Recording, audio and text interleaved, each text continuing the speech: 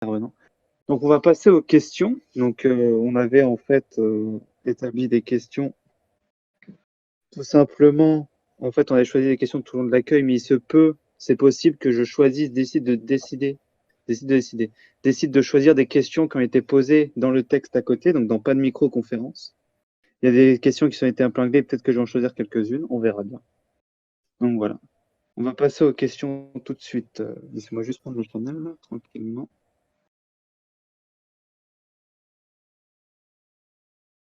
Les questions invitées. Madame Artaud, est-ce que vous m'entendez? Oui.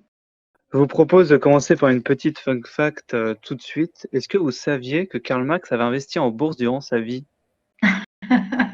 Qu'est-ce que vous répondez à ça? Non, et alors, donc, qu'est-ce qu'il a fait exactement? Non, je suis curieuse. Qu'est-ce qu'il a fait? Bah, il y a eu un lien, mais on n'a pas eu plus d'informations. Et j'ai pas Ah, été voir le lien, je vous avoue que j'ai pas pris le temps d'aller voir le lien. Je peux vous l'envoyer si vous voulez. alors, Donc, on va y passer à la compris, question. si je peux me permettre, donc, Marx, y compris la bourse, hein. La bourse au temps de Marx n'était quand même pas la bourse d'aujourd'hui, hein. Alors bon, je ne sais pas exactement de quoi il est question, mais en tout cas, ça me fait doucement sourire. De toute façon, il aurait pu, y compris investir en bourse, hein. Il aurait pu, je pense que ce qu'il a légué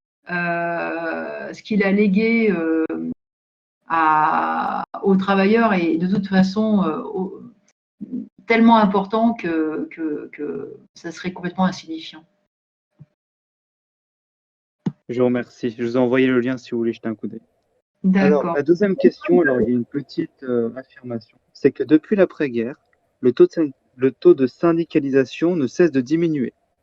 30% des salariés français étaient syndiqués en 49, 20% en 69, à peine plus de 10% aujourd'hui. Aujourd'hui, donc depuis les années 90, on note cependant une certaine stagnation. Nous sommes l'un des pays les moins syndiqués de l'Union européenne. La part d'ouvriers chez les actifs recule chaque année face aux emplois tertiaires. Donc la question est là. Quelle est votre réaction face à cela? La lutte ouvrière a-t-elle peut-être encore un sens si on prend ces informations comme vraies? Eh bien, oui, bien sûr, le taux de syndicalisation a beaucoup reculé. Je crois que il y a d'abord il y a eu voilà on est dans une période, hein, et ça, avec le chômage de masse, ça s'est beaucoup accentué, hein. On est dans une période où il y a un morcellement du monde du travail et il y a une montée de l'individualisme dans la société. La société, elle est aussi faite ainsi, hein. On nous met en concurrence, on nous oppose les uns aux autres. Donc tout ça, ce sont des obstacles effectivement à l'organisation des travailleurs. C'est ça, c'est une réalité. Bon, maintenant, il y a eu aussi beaucoup, comme il y a un recul des droits des travailleurs, des conditions de vie, des conditions de travail pour beaucoup, bah, c'est un échec. Ils le voient comme un échec des, euh, des, des confédérations syndicales. Bon, oui, on en est là, mais ça ne veut absolument pas dire que il y a plus, comment dire, qu'il y aura plus de colère, plus de révolte, plus de révolution. Du tout, du tout.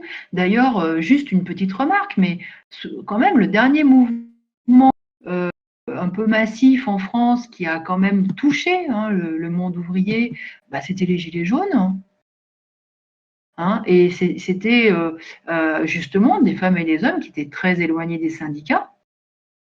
Ça ne les a pas empêchés d'exprimer beaucoup de colère, ça ne les a pas empêchés de s'organiser, de trouver donc les moyens de se faire entendre. Ça ne les a pas empêchés de se battre. Donc pour moi, c'est des choses qui sont quand même très différentes. Il y a des moments effectivement de recul matériel, de recul moraux, mais cela ne veut pas absolument pas dire qu'il n'y aura pas une remontée des luttes ouvrières, de l'organisation des travailleurs, à la fois syndicale et à la fois politique. Je vous remercie. Alors, la deuxième question, une affirmation. Donc, vous allez tout de suite me dire si l'affirmation est vraie, parce que c'est votre parti. L'objectif de lutte ouvrière est de renverser le système capitaliste pour créer un nouveau modèle basé sur des bases communistes. Donc, c'est ce qu'on nous dit. À partir de cette affirmation, comment une telle révolution pour transformer, renverser le système en place, transformer ou renverser, ça dépend, le système en place pourrait avoir lieu, finalement? Comment Comment la révolution pourrait éclater, c'est ça la question? Oui, comment elle pourrait transformer le système là que vous... Parlons concrètement, parce que en fait, des révolutions ouvrières, il y en a eu dans l'histoire. Elles n'ont pas abouti. Et c'est ce qui fait d'ailleurs de nous des trotskistes, hein, c'est que, y compris en Russie, donc la révolution, elle a été, comment dire, détournée par la bureaucratie stalinienne. Bon, des révolutions ouvrières, il y en a eu. Et le temps que ça a duré, eh bien, on a un peu une idée sur comment elles peuvent transformer les choses. Et je voudrais revenir à la Commune de Paris parce que c'est dans l'actualité, puisqu'il va y avoir un peu des articles, des choses qui sortent autour de la Commune de Paris. Hein, mais cette Commune de Paris, elle a éclaté suite à la guerre contre la Prusse. Et elle a éclaté dans ce cadre-là avec Paris, avec le siège de Paris, dans des difficultés énormes où le peuple de Paris a dit on prend les choses en main parce que le gouvernement se moque de nous. Le gouvernement nous laisse crever. Le gouvernement nous livre aux Prussiens et nous laisse crever. Et c'est cette réaction-là, cette révolte-là, qui a conduit à la naissance d'un pouvoir tout nouveau, inédit, la Commune de Paris, qui a été créée par en bas, qui avait choisi des représentants qui étaient issus des rangs du peuple parisien, des militants ou des gens moins connus, mais qui étaient des travailleurs, des ouvriers. Et ça a été un séisme. Et cette commune et ces responsables de la commune, eh bien, ils ont pris des décisions, encore une fois, inédites. Pour la première fois, il y avait un gouvernement qui prenait des décisions qui allaient dans le sens des intérêts des plus pauvres. Ça a été la remise des loyers, ça a été la suppression du mont-de-piété, ça a été l'augmentation des salaires et l'amélioration des conditions de travail, ça a été l'abolition du travail de nuit pour les boulangers, enfin toute une série de mesures ça a été l'éducation obligatoire et gratuite et pour les femmes et pour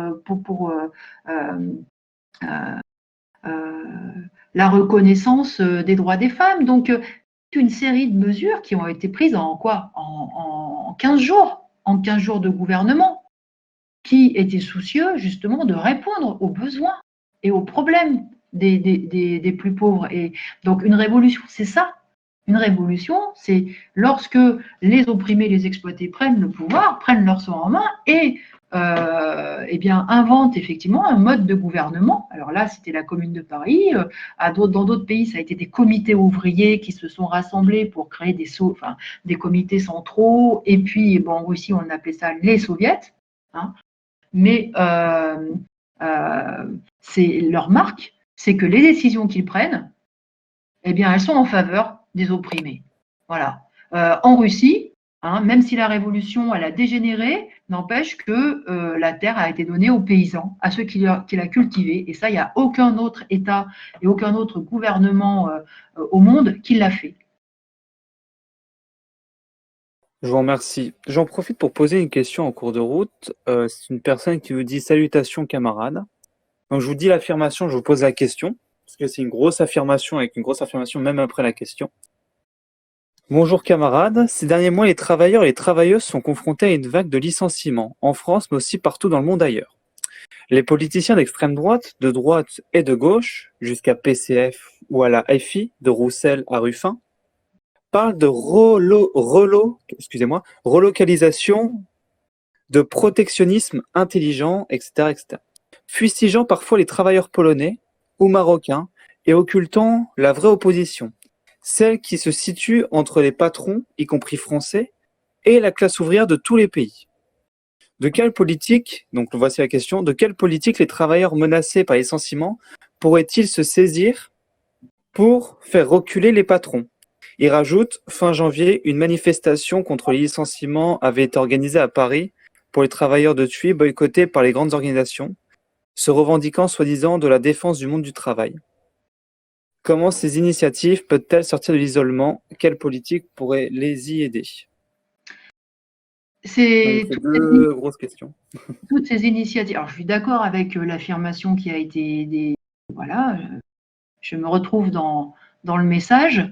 Ce qui peut sortir, hein, les travailleurs de ce piège-là, des licenciements et des suppressions d'emplois, parce que ce n'est pas les immigrés hein, qui font qu'il y a du chômage. Hein.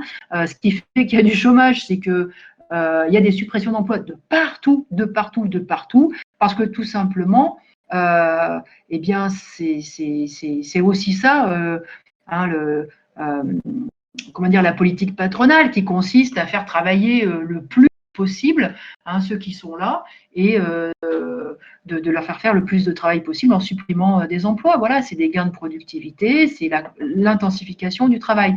Donc effectivement, de partout, il y a ces suppressions d'emplois. Il y a même des projets de fermeture d'usines. Hein. On a entendu parler de Bridgestone, de Michelin, mais il y a des projets aussi à Total, la raffinerie, il y a le projet à PSA, à Renault, à PSA, à Douvrin, enfin bon bref, je pourrais en citer une liste infinie. Donc, les travailleurs polonais, ils ne sont pour rien du tout, c'est pas eux qui prennent les décisions, hein, ou les travailleurs hongrois, les ouvriers hongrois qui ont besoin d'un boulot comme tout le monde. Hein. Ceux qui prennent la décision hein, d'accroître leur productivité pour faire plus de fric, c'est encore une fois les capitalistes. Donc, ce sont eux les responsables, ce sont contre eux qu'il faut se tourner.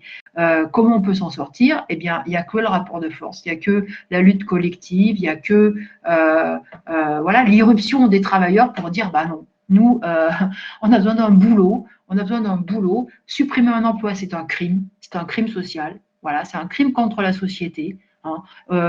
Tout le monde doit pouvoir vivre de son travail. Voilà, c'est finalement le droit essentiel hein, de chaque femme, de chaque homme dans cette société d'exploitation. Le droit minimum d'avoir un boulot. Donc, il ne doit être enlevé à personne. Donc, voilà, il faut ça, il faudra l'imposer. Il faudra l'imposer au travers d'un rapport de force en disant bah, il faut qu'on répartisse le travail entre tous. Voilà. Il faut arrêter ces licenciements. Il faut travailler moins, mais il faut travailler tous. Et puis, il faut enfin embaucher là où il manque des bras, que ce soit dans les hôpitaux, que ce soit dans les EHPAD, que ce soit dans les écoles. Enfin, il y a des emplois à créer. D'ailleurs, dans plein d'entreprises, il y a des salariés qui en ont par-dessus la tête du boulot. Donc, on voit très bien comment on pourrait en créer des emplois. Hein. L'obstacle, encore une fois, c'est la rentabilité, c'est le profit. Donc, tout ça, ça partira de la révolte de travailleurs qui n'accepteront pas. Qu'est-ce qui nous reste à faire quand on est militant, quand on est convaincu de ça? Eh ben, de faire cette propagande-là. De faire cette propagande-là que oui, c'est inacceptable, que oui, c'est un droit élémentaire, voilà, on en est là, hein, mais en tout cas, voilà, de dire c'est pas tout ça, ce n'est pas une fatalité, c'est les capitalistes qui sont à l'attaque. Hein, bah, il faut répondre. Alors voilà, personne n'a la formule magique pour mettre des millions de femmes et d'hommes dans la rue hein, pour lutter contre les licenciements. C'est pourtant ça qu'il faudrait. Hein, c'est ça qu'il faudrait. En attendant, tous ceux qui en sont convaincus, bah, ils doivent le dire, ils doivent l'affirmer. Voilà, ils doivent militer autour de cette idée-là. Autour de cette idée que Oui, on parle beaucoup de violence dans la société, personne n'a évoqué le problème, mais la violence, c'est ça aussi. C'est de ne pas avoir de boulot, de ne pas pouvoir vivre et de ne pas pouvoir faire de projet dans cette société. Je vous remercie. On va pouvoir passer à la question suivante. Donc, la question suivante, c'est qu'aujourd'hui, où Google, Apple, Facebook, Amazon, Netflix ou encore les algorithmes et sciences cognitives déroutent l'attention d'une grande partie de notre population, comment est-ce que vous pourriez réveiller leur conscience politique à ces personnes de cette population? Comment vous pourrez réveiller la conscience politique de cette population qui est, Attendez, les algorithmes? C'était un exemple, mais je pense qu'on peut passer ça à la trappe. Donc C'était un la exemple qu'il avait mis dans le tas. D'accord. Donc la question, c'est comment faire prendre conscience, c'est ça? Comment, en fait, un endroit où en fait on a un divertissement assez infini, et quand vous regardez la technologie, tout ça, on a quand même un divertissement assez infini. Comment une population qui est déroutée par ce divertissement, qui veut toujours se divertir, consommer, D'accord. comment est-ce qu'on peut réveiller finalement la conscience politique de cette population dans la consommation finalement? Parce que vous, Oui, c'est pas trop ce que vous recherchez, la consommation comme ça. bah, c'est sûr que bon, il y avait pour effectivement empêcher une révolte, hein, il faut offrir au peuple du cirque du cirque et des jeux. Hein. Donc détournons-les, essayons de les assommer, essayons de. Bon, effectivement, il y a beaucoup de solutions hein, pour fuir la réalité, pour se voiler la face, pour y compris la drogue. Hein, y compris la drogue. Bon voilà, le paradis artificiel, hein, c'est une bonne façon aussi d'essayer de s'échapper de la dure réalité. Mais cette réalité, en fait, elle nous rattrape toujours. Elle nous rattrape toujours. Personne ne peut passer sa vie devant des séries Netflix. Hein. Et à un moment donné, il faut aller bosser. Hein. Il faut aller bosser, à moins qu'on arrive à vivre au crochet, je sais pas, de ses parents, de sa copine, ou je sais pas, je ne sais pas.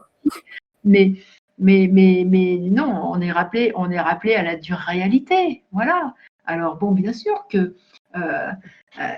vous savez, moi, bon, il y a des gens qui cherchent de la consolation dans la drogue, d'autres dans des superstitions, dans des croyances, dans les idées religieuses aussi. On cherche une façon de se consoler, voilà, de positiver ou je ne sais quoi. Bon, mais moi, ce que je sais aussi, c'est qu'il y a des moments où cette colère et cette révolte, elle fait irruption. Alors, toutes les colères ne se transforment pas en révolte, toutes les révoltes ne se transforment pas en révolution, ça c'est sûr. Mais je sais aussi que quand il y a ces possibilités-là, il faut qu'il y ait une politique proposée. Il faut que cette perspective, justement, que le capitalisme doit être renversé, que ça ne peut pas être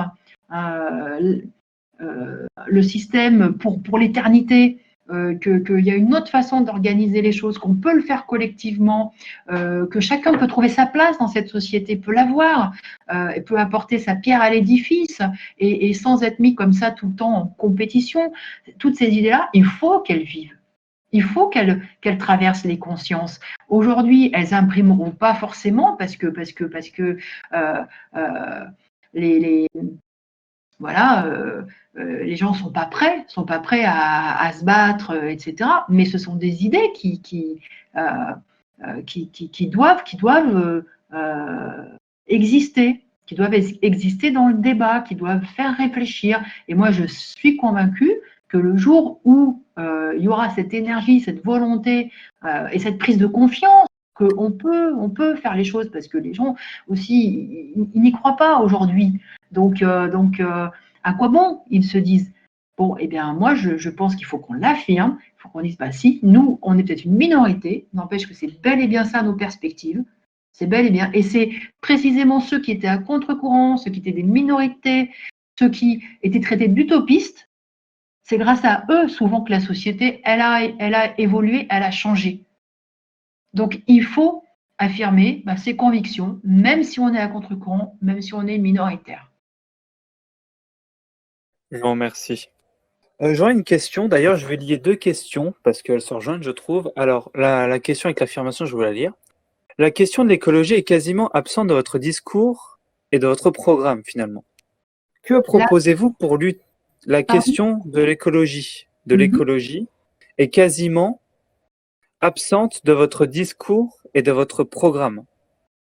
Donc, que proposez-vous pour lutter contre le réchauffement climatique, et les différents problèmes écologiques que représente à long terme le plus grand danger pour l'humanité? Et je rajouterais, est-ce que vous pensez, une autre question d'une autre personne, est-ce que vous pensez que le nucléaire a de l'avenir dans l'écologie? Est-ce que vous pensez que c'est une énergie viable qui a de l'avenir?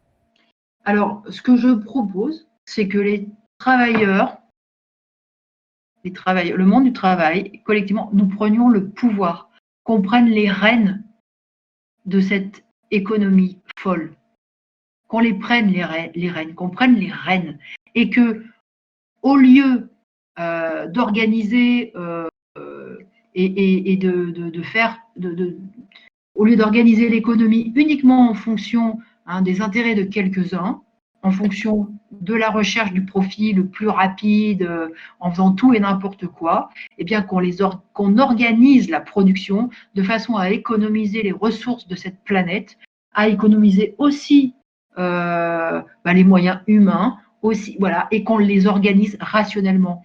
Aujourd'hui, il y a un gâchis incroyable, incroyable. Aujourd'hui, on se lance là dans les voitures électriques, on ne sait pas recycler les batteries. De la même façon, enfin, on fait la même erreur qui a été faite finalement par rapport au nucléaire.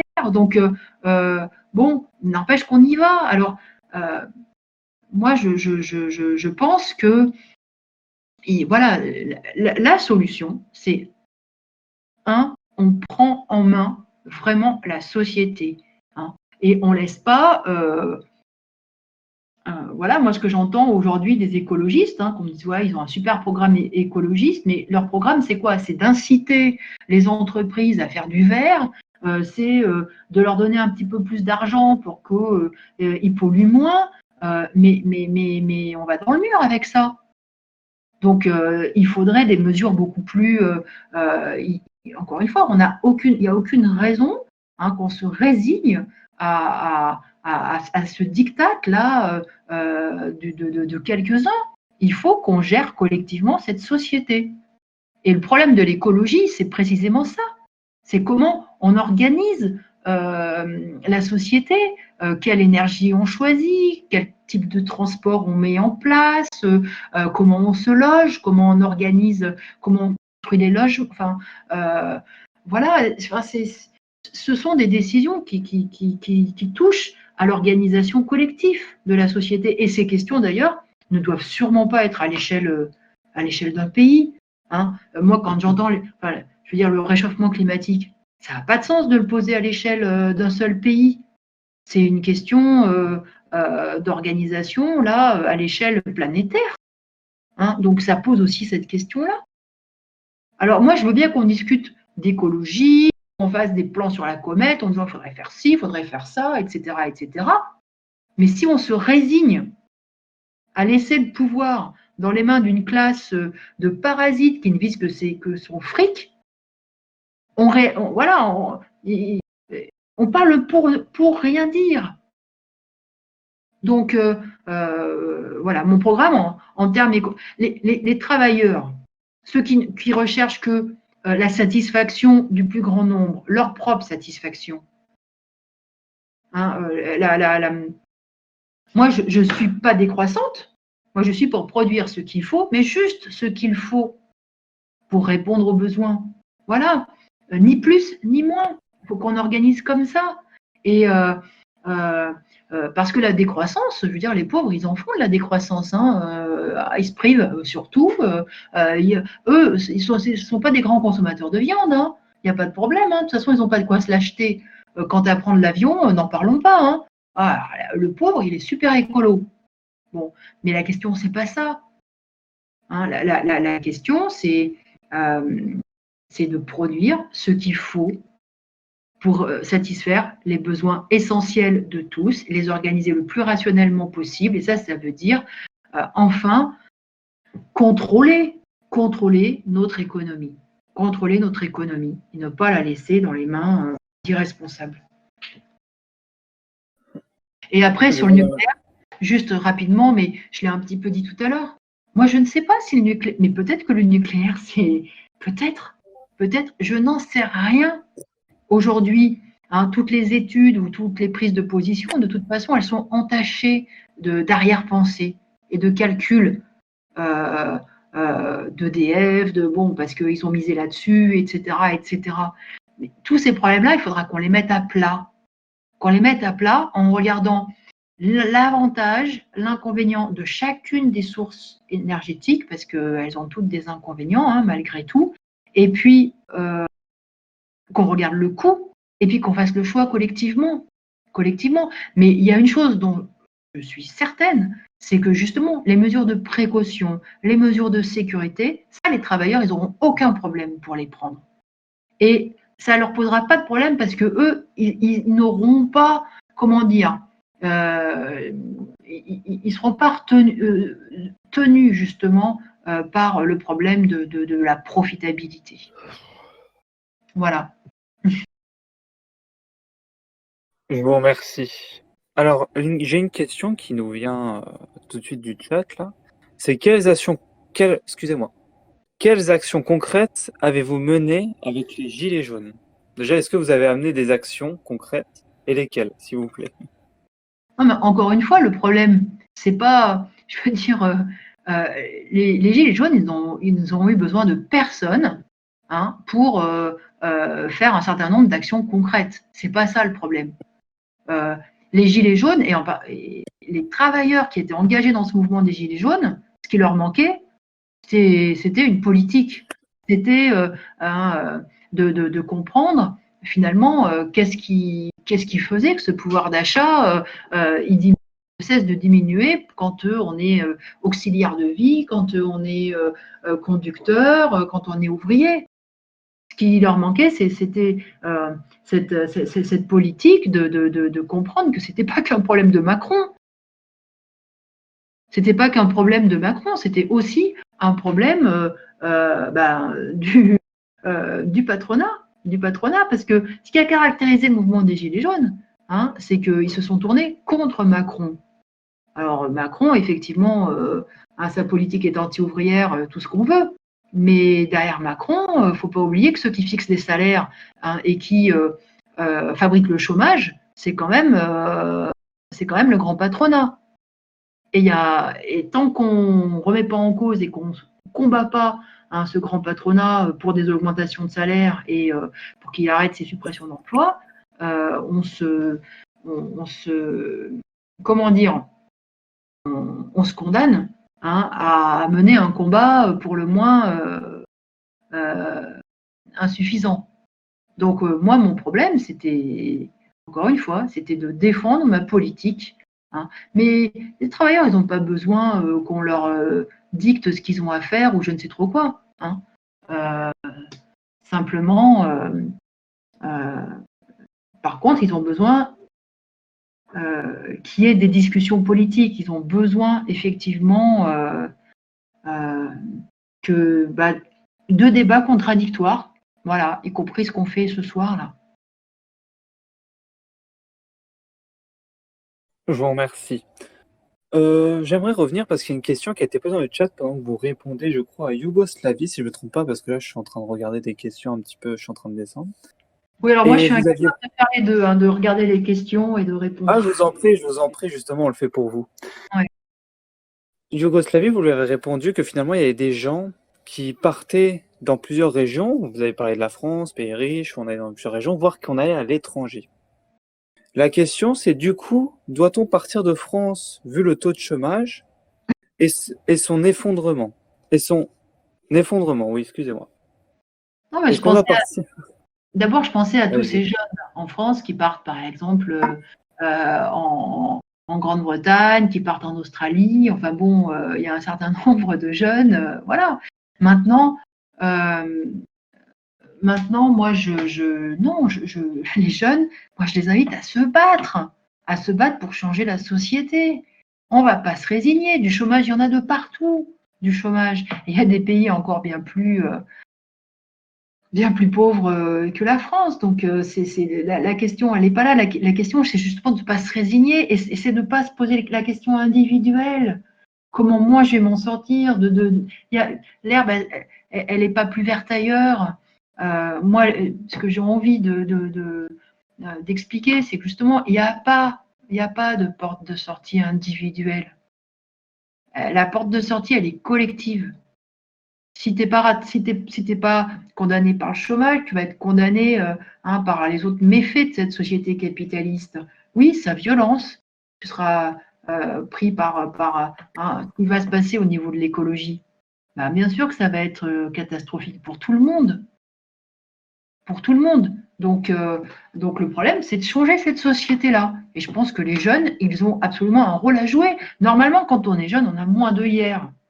On est moins, on est moins formaté, on est moins conditionné, on est moins. Et donc, on a cette capacité de refaire le monde, de l'imaginer autrement. Eh bien, ce monde-là, il faut qu'on l'imagine autrement. Je vous remercie. Alors, j'ai une question. Il me semble que vous n'êtes pas d'accord avec l'idée. La question, c'est est-ce vraiment viable de se baser sur l'État-nation pour atteindre le socialisme ou de se baser sur les structures confédérales et décentralisées pour y parvenir? Ah bah c'est sûr, c'est absolument certain que on ne peut pas imaginer pouvoir fonctionner en autarcie. Et non, moi, la transformation sociale et une révolution, je pense que pour être viable, il faut qu'elle soit internationale. Mais les révolutions qui ont éclaté dans un pays, elles ont toujours été un tel séisme qu'elles ont eu des répliques dans plein d'autres pays. Ça a été en fait des vagues révolutionnaires. C'est très rare. C'est très rare que une révolution reste isolée, en fait. On peut penser à la vague révolutionnaire, y compris la Révolution française. La Révolution française, elle a complètement bouleversé le visage de l'Europe.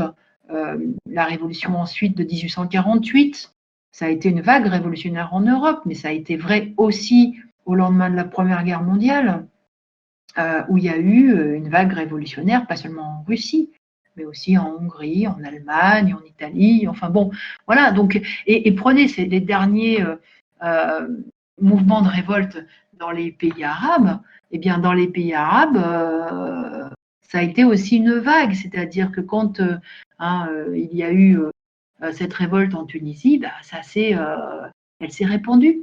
Donc, quand un endroit ou à un autre de cette planète, les opprimés, ils se lèvent, ils se battent et ils arrivent, y compris à renverser un pouvoir, c'est contagieux. C'est contagieux. Et moi, je pense que c'est ça, c'est bel et bien ça l'avenir. L'avenir, c'est de changer le monde. Changer le monde, c'est pas qu'une formule, c'est de changer la société à l'échelle du monde, en s'appuyant sur des pouvoirs ouvriers. Parce que les travailleurs, justement, ils sont pas en guerre les uns vis-à-vis des autres. C'est pas comme les capitalistes qui sont en concurrence. Les travailleurs, ils ont les mêmes besoins. Ils ont les mêmes besoins et donc ils peuvent effectivement construire eux, bah oui, une fédération des États socialistes d'Europe d'abord peut-être et puis ensuite du monde. Je vous remercie. Alors, vous avez parlé tout à l'heure de l'immigration. J'aimerais en fait vous donner une affirmation, ensuite une question. Peut-être Qui a été qu'on va posée en mettre cours de route. il est prévu de finir dans combien de temps? À 10h30. Ah, super. Donc, encore, en fait, c'était l'avant-dernière question et je comptais ensuite vous donner une toute dernière question au cas où. J'avais prévu de finir après. D'accord. C'est pour ça. Je m'excuse. Alors, la question serait, bonjour, j'ai une question. Bon, il y a une question pour vous. Pourquoi je vais y arriver, excusez-moi, il est tard. Pourquoi, dans votre programme, vous montrez-vous favorable à la libre circulation des individus, alors que l'on sait que l'un des premiers relais du capitalisme est justement l'immigration et le mélange des populations dans un but d'une mondialisation où les minima sociaux seraient abolis. On peut noter les rapports du MEDEF très favorables à l'immigration pour disposer d'une main-d'œuvre à moindre prix, inspiré du modèle de Merkel. Ne faut-il pas, du coup, régler le sort des travailleurs français et cesser les politiques d'ingérence que la France mène à l'étranger, plutôt que de voler une jeunesse à des jeunes pays émergents? Bah, on revient un peu à la même discussion, hein, c'est-à-dire que voilà, moi je suis absolument pas d'accord pour dire que c'est l'ouvrière chinoise ou le, le plombier polonais, hein, qui est responsable du chômage en France. Voilà. Je ne suis pas du tout d'accord parce qu'ils n'y sont absolument pour rien. Ils sont comme n'importe quel travailleur. Ils veulent juste un boulot. Et ils aimeraient d'ailleurs beaucoup qu'ils soient payés au salaire, au salaire français. Hein, ils aimeraient beaucoup. Ceux qui organisent, hein, ceux qui mettent en concurrence les travailleurs, encore une fois, c'est des choix. C'est des choix capitalistes. C'est les délocalisations, c'est pas le résultat du Saint-Esprit. Hein, c'est des choix qui sont décidés, qui sont pris par les grands groupes pour aller exploiter davantage les travailleurs de par le monde. Donc, bon, moi, je reconnais à tous les travailleurs, on ne va pas inverser la charge de la responsabilité. Hein. Donc, si on considère que c'est une politique qui est néfaste, et elle est néfaste, hein, elle est néfaste pour tous, eh bien, il faut combattre les responsables. Et les responsables, c'est pas l'immigration, c'est pas l'immigré. Encore une fois, c'est la classe capitaliste. Voilà, il faudrait. En fait, on aurait les moyens aujourd'hui de répartir le travail bien plus à l'échelle du monde. Le problème, c'est pas qu'il y ait des usines dans absolument toutes les régions, tous les pays, etc. Hein, moi, ça ne me pose pas de problème que certains médicaments soient fabriqués à tel ou tel endroit. Si on est sûr qu'il pourra approvisionner, le problème, c'est qu'on répartisse le travail pour que chaque être humain sur cette terre puisse gagner sa vie. Voilà. Je vous remercie, Madame Artaud. Alors, j'aurais une question, alors une avant-dernière question, parce que il me semble qu'elle est très attendue, donc juste une question toute simple. Une question toute simple, je vais la retrouver, excusez-moi, la voici. Que pensez-vous de l'islam en France? Parce qu'il y a beaucoup de gens qui aimeraient avoir votre avis là-dessus dans le chat, là, juste à côté. Bah, j'en pense la même chose que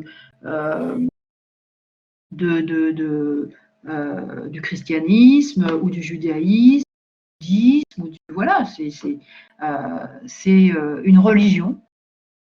Moi, je n'ai d'intérêt dans aucune religion. Je suis athée, je ne crois pas en Dieu. Moi, je crois dans l'humanité et dans sa capacité effectivement à maîtriser son avenir. Voilà, donc voilà, c'est tout. C'est tout ce que j'ai à dire. Après, dans toutes les religions, il y a effectivement des courants intégristes.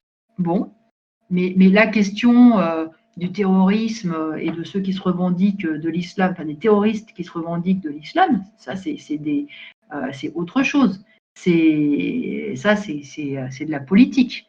C'est des aspirants dictateurs, hein, qui utilisent la religion, en l'occurrence l'islam, pour gagner du pouvoir sur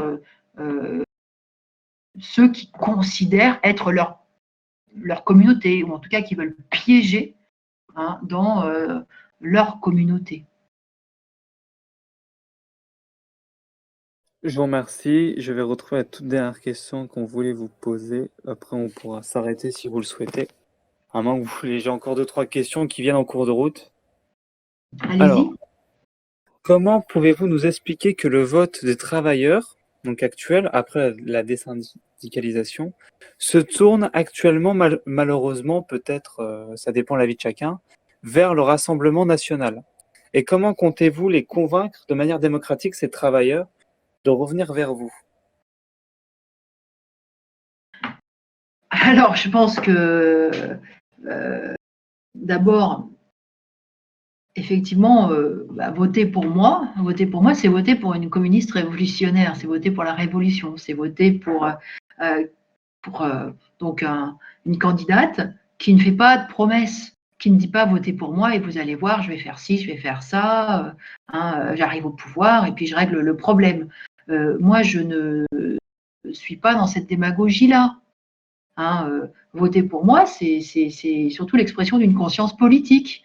C'est surtout la volonté de s'unir derrière un programme, derrière une perspective, de changer la société. Donc, c'est une toute autre démarche que celle de voter, que ce soit pour Le Pen, que ce soit pour Macron, que ce soit même pour Jean-Luc Mélenchon. Parce que eux, ils tiennent de ce point de vue-là tous le même discours. C'est-à-dire ce discours que, eh bien voilà, eux, du haut du pouvoir, enfin, de l'appareil État, eh bien voilà, ils vont réaliser ci, ils vont réaliser ça. Donc voilà, le vote d'abord pour moi, c'est un vote finalement assez exigeant, exigeant un certain type de conscience et des perspectives. C'est au moins cette volonté d'affirmer un camp, d'affirmer sa fierté, son programme. Voilà. Donc voilà. Et après, Marine Le Pen, elle a toute une démagogie justement nationaliste, faussement protectionniste, et ça va bien dans l'air du temps, avec l'air du temps, puisque aujourd'hui il y a effectivement un repli. Aujourd'hui, on désigne facilement l'étranger comme l'ennemi, voilà, l'ennemi à abattre. Donc Marine Le Pen, elle prospère sur tout ça. Et puis, en plus, on peut dire qu'elle a beau jeu, parce que finalement, tout le monde finit par aller sur son terrain, y compris tous ceux qui prétendaient lui faire obstacle. Bon, je pense à Macron, mais Macron, il en a rajouté une louche aussi, lui, du point de vue, même y compris avec le débat sur le séparatisme, etc.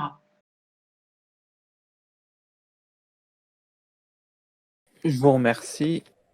Excusez-moi, je cherche.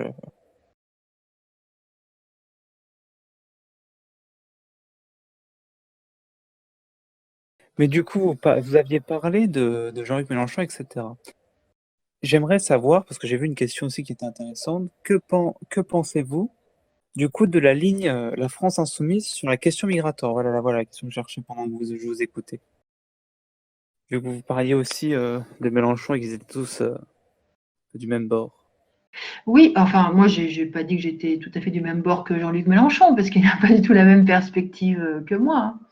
De ce point de vue-là, lui, il prétend pouvoir gérer les choses et puis d'en haut, pouvoir améliorer le sort des travailleurs. Moi, je pense que ça, c'est complètement illusoire et ça promet des lendemains plutôt des lendemains de déception.